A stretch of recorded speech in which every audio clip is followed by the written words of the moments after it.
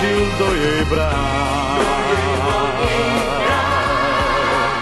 Dobrý deň, volám sa Hanna Krchlichová a som študentkou 2. ročníka na Strednej odbornej škole agrotechnickej v Topolčanoch.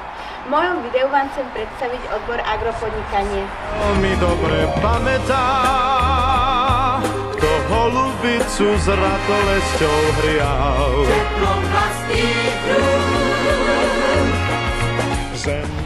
Počas štúdia sa učíme aj o kvetinách. A chystáme si kvietky na aranžovanie. Kto nám podal dlaň a sám vtedy Učíme sa ošetrovať aj ovocné sady. Červených ruží. Praktické vyučovanie prebieha aj u nás v skleníku.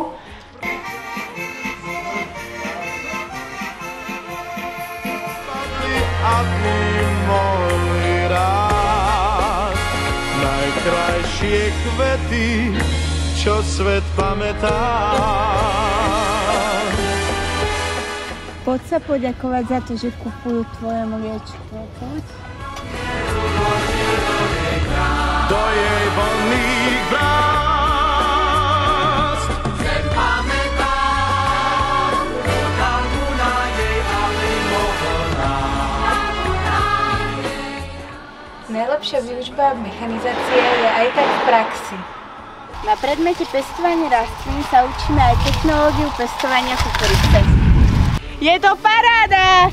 Temperujem mlieko na výrobu syra na teplotu maximálne 37-38 stupňov. Keď stávali z rán, kto nám podal dlaň a sám vtedy nenašiel dosť ruží. To, čo sa v škole naučím, premietam aj v praxi v mojom súkromnom živote a toto je moja srdcovka. Toto je môj jediný bláznivý a úžasný život. Žiadna druhá možnosť, žiadne tlačidlo na návrat späť, iba tento moment. Čo s tým urobíš, keď si srdcom poľnohospodár? Čo svet